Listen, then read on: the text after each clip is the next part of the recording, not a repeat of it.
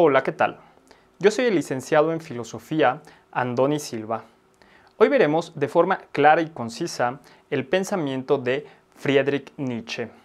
El pensamiento de Friedrich Nietzsche se divide en tres grandes etapas, las cuales están guiadas por un hilo conductor. Nietzsche nace en 1844 en Alemania.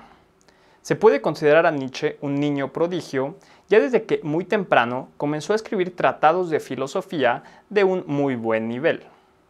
A los 20 años ingresó en la universidad a estudiar filología clásica, esto es, el estudio de los textos clásicos de la Grecia y la Roma antigua.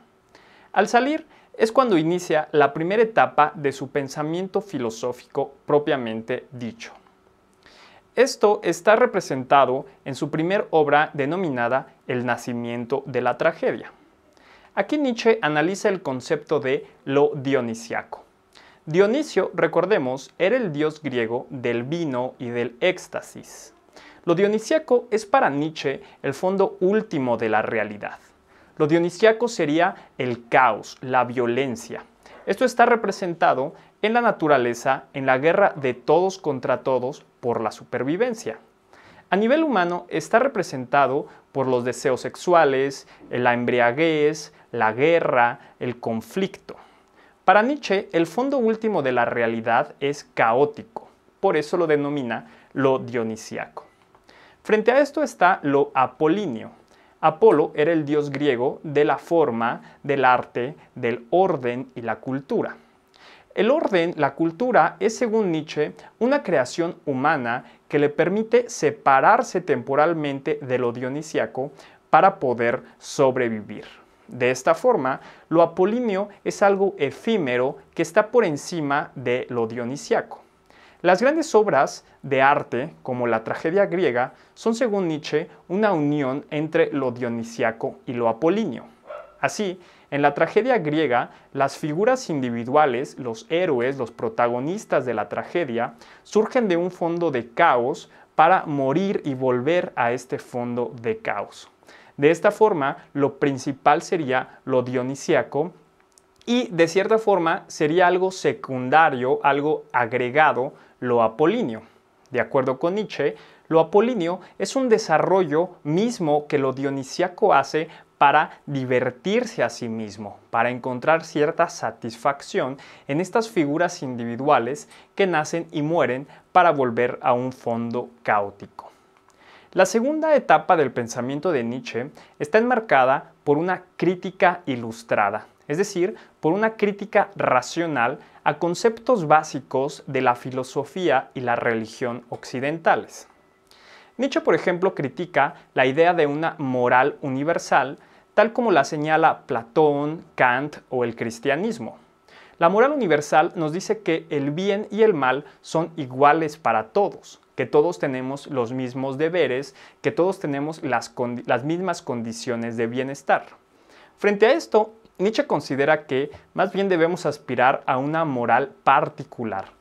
Es decir, que cada individuo es completamente diferente y tiene condiciones de bienestar totalmente diferentes. Lo que a una persona le conviene, a otra le puede perjudicar.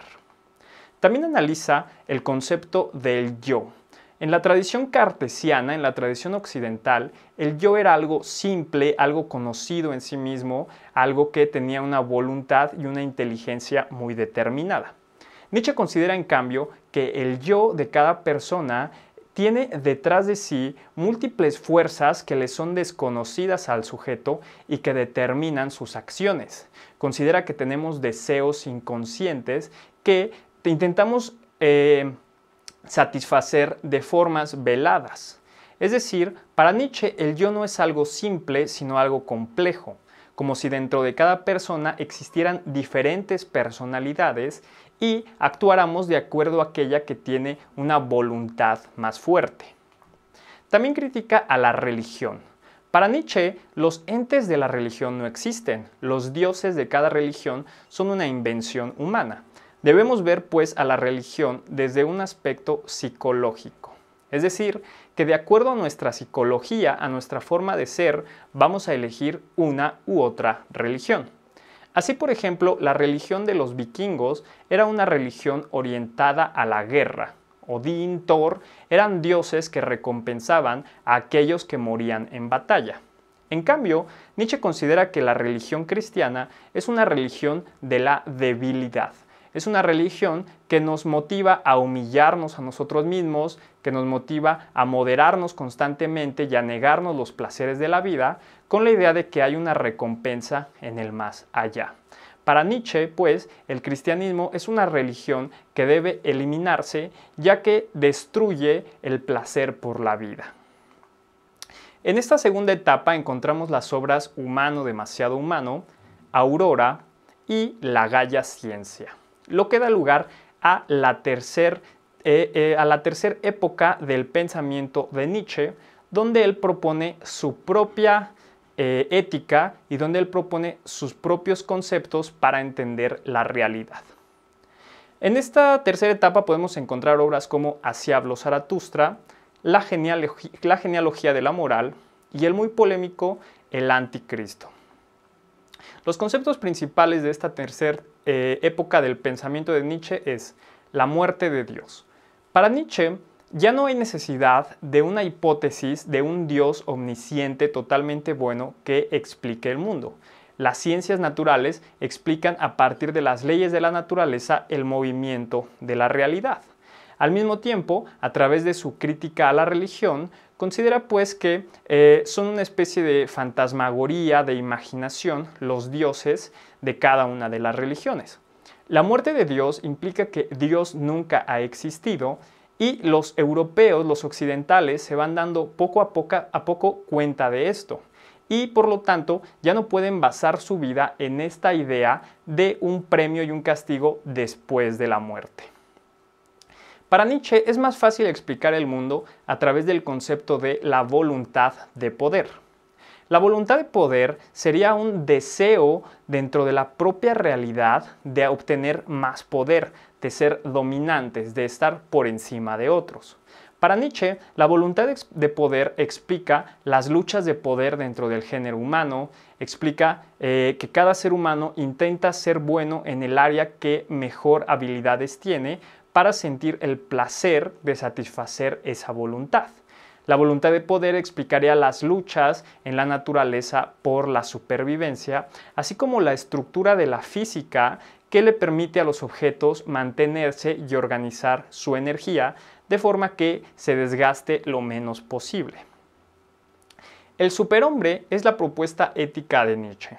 Para Nietzsche, el superhombre es un ser humano que se da cuenta de la fragilidad de los valores, del hecho de que no hay valores morales universales, sino que los valores son una construcción de las sociedades para sobrevivir y dirigir la vida de los individuos. El superhombre entonces rechaza los valores que le impone su sociedad para crear sus propios valores. El superhombre es un ser creativo que busca desarrollarse individualmente, busca aquello que mejor le conviene. Finalmente, el eterno retorno sería a la vez una explicación cósmica y un desafío ético. Cósmicamente implicaría que el tiempo es cíclico, es decir, que cada momento que hemos vivido se ha repetido un número infinito de veces. Esto argumenta Nietzsche, ya que el universo está determinado. Cada causa trae consigo efectos necesarios, los cuales son nuevas causas de efectos necesarios. Es decir, todo está tan entrelazado que el universo probablemente se ha repetido de la misma manera una y otra vez. Ese es el aspecto cósmico. El aspecto ético es un desafío a vivir la vida que nosotros quisiéramos vivir, considerando que podría repetirse un número infinito de veces. Nos dice Nietzsche, ¿qué pasaría si tu vida se repitiera un número infinito de veces? ¿Te gustaría o lo detestarías?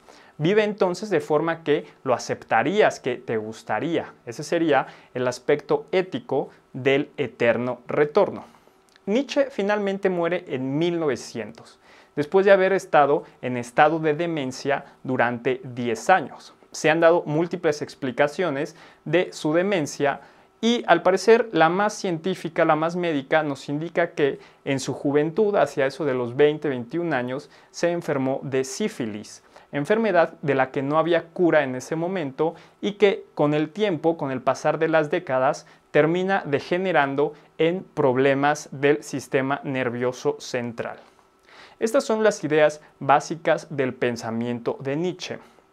En la descripción te daré las fechas exactas de las obras aquí mencionadas, así como un poco más de información. Si te gustó, suscríbete a nuestro canal. Recuerda, filosofía para ilustrarse.